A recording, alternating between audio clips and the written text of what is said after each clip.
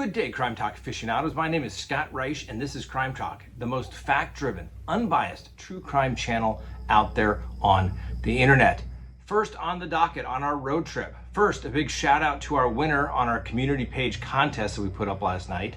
Second, one of the 12 undeniable truths of life by a criminal defense lawyer is the threat of imminent incarceration tends to break the bonds of loyalty. Exhibit A, the photo Dulos matter. Third, Elaine Maxwell really wants to go home. Fourth, a new district attorney in LA says no cash bail, no death penalty, and no more juveniles charged as adults. Good idea or asking for trouble? Fifth, a nonsensical attack. Fifth, a completely nonsensical attack in Georgia. And finally, our dumb criminal contestant of the day. Let's talk about it.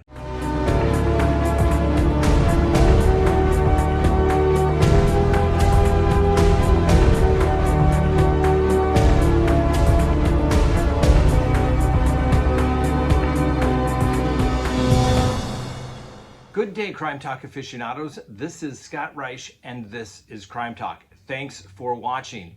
Now, as we said yesterday, and here we are again on today, we are on a road trip. Why? All of the planets aligned. A couple things came together. First, my trial went away because there were no trials being done in the county in which the trial was to take place. Second, Crime Talk won. The engine was finally completed, and frankly, we needed to put some hours on it. So what are we to do? That's right. Hey, why not fly across country and check things out? And when you get to come to your favorite spot, South Carolina, particularly the Low Country, you know you can't go wrong. All right, first on the docket, a shout out to our winner. That's right, yesterday we put up on our community page a post of a picture of Crime Talk 1 being refueled, trying to see who could figure it out. Well, the winner was Deadly Squirrel. That's their YouTube handle. Anyway, I gave them the information to contact Frank to get their free mug. That's right, you can track tail numbers on FlightAware as well as other software, so you can always find out where those private planes are going. So Deadly Squirrel, you are a big winner. Next on the docket, one of the 12 undeniable truths from a criminal defense attorney. I put this video up, almost 2 years ago, and it always seems to play out as true. One of those undeniable truths are that the threat of imminent incarceration tends to break the bonds of loyalty. And here we have a classic example of that in the Photos Dulos case. For those who don't recall, Jennifer Dulos disappeared back in May of 2019.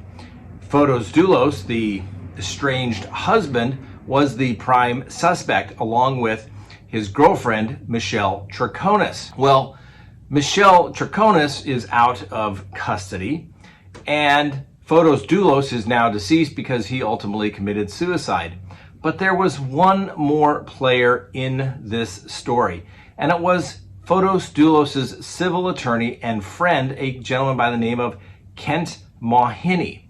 Now, he was held on a $2 million bond, but that bond was ultimately reduced to about $246,000 back in October because they wanted to let Mr. Mahoney go and see his father who was ailing. Seems reasonable enough. Well, now we know there may be another reason for that. So Michelle Troconis' attorney has filed a motion saying, hey, we want everything about any benefit, bargains, plea negotiations that are going on between Mahoney and the prosecutor. Because it turns out in late August of this year, he did what they call a proffer. A proffer is where somebody goes in and they tell the government what they know about the case. They're supposed to be completely truthful and honest, so then they can get the benefit of a proposed disposition. The beautiful thing about it is that your client's statement to the police can't be used against them in court except for maybe impeachment purposes. So if the negotiations break down and they go to trial, they can be impeached if he gives a different story. They're supposed to be truthful, so it locks them in. Well, apparently Michelle Troconis' attorney is quite concerned that he may be getting a smoking good deal and rolling on the co-defendant, Michelle Troconis. Always remember and never forget, The threat of imminent incarceration tends to break the bonds of loyalty. Next on the docket, Elaine Maxwell really wants to go home. Now, we told you about last week that the prosecutors were writing letters to the judge saying that no relief should be given to Elaine Maxwell and no hearing should be held regarding a bond reduction because her bond has already been set and it's already been found that she is a danger to the community and a flight risk. Now, you have to give Elaine Maxwell some credit for her persistence, and her attorneys are trying to say that, hey, judge, we are providing new information. First, the new information has to do with her financial situation. She had some very unique financial resources available to her early on in this particular case, and the district attorney said, we don't know exactly what's going on, therefore we think she has the resources to flee the country and never come back, so don't give her bond. That was one of the reasons. Well, Elaine Maxwell is apparently turning over, not to the public, but to the court under seal, a financial accounting by her CPA to show what she has and what she doesn't have, and apparently what is available to secure a bond in this particular case. Now, the United States attorneys have also objected to the allegations that somehow Elaine Maxwell is being mistreated. Apparently she is out of her cell for some 11 hours a day, which is a little bit contradictory to what the attorneys were saying, that she was basically in lockdown and being awoken every 15 minutes to make sure that she has not harmed herself in any way. The Bureau of Prisons completely denies that whatsoever.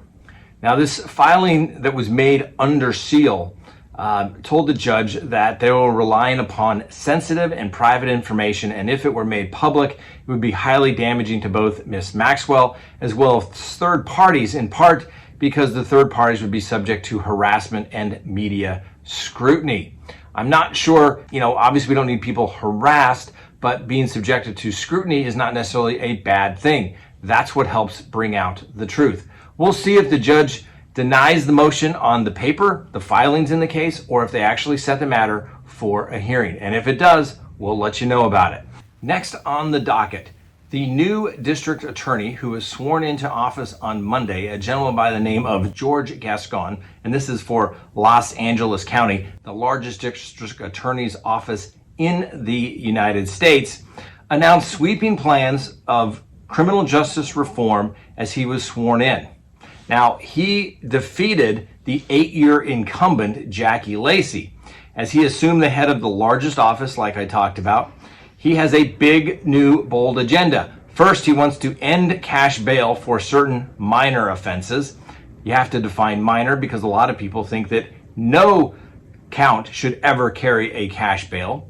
He wants to end the death penalty, and he wants to stop charging juveniles as adults. He also wants to go back and reopen police shooting cases that have been closed.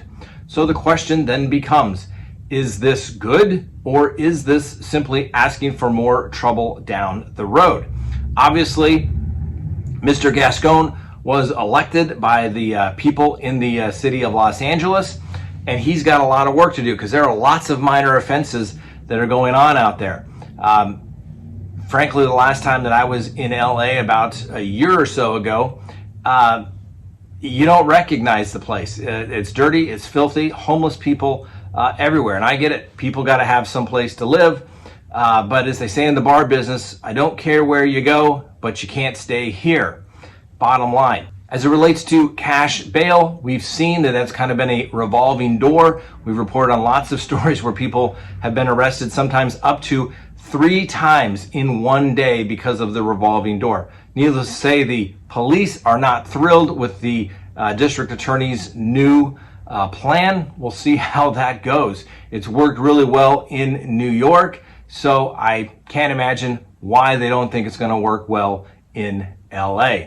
We'll see how that goes, but somehow I have a feeling crime is going to go up, and at the end of the day, you need to be able to take care of yourself. A quick recess. Now, a lot of people over the last couple of days, and I mean a lot of people, have gone to CrimeTalkSearch.com and signed up for a background subscription service.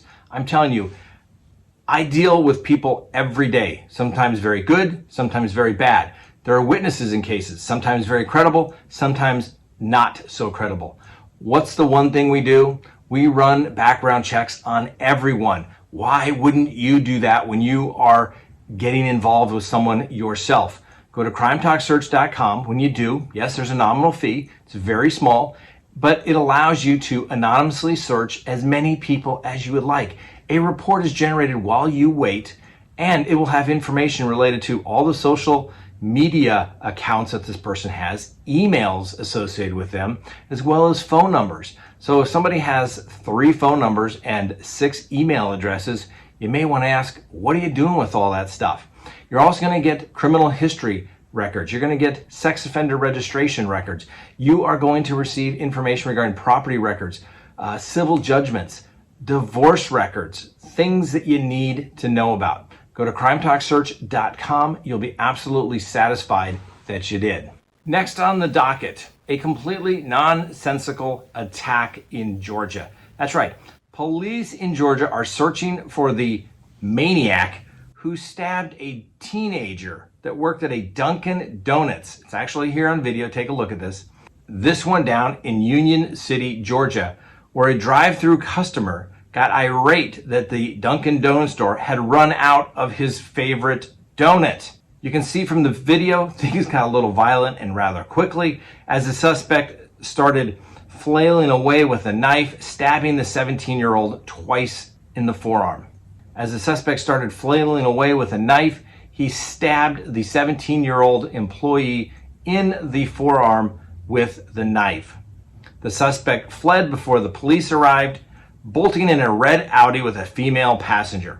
Now, this almost qualified for the dumb criminal contestant of the day, except for the fact that it was so serious. This person is probably going to prison where he belongs if he has that short and that much lack of impulse control that he is going to attack somebody with a knife because he doesn't have the favorite donut that he likes. I think someone's going to prison. Next on the docket, our dumb criminal contestant of the day, and you just cannot make this stuff up.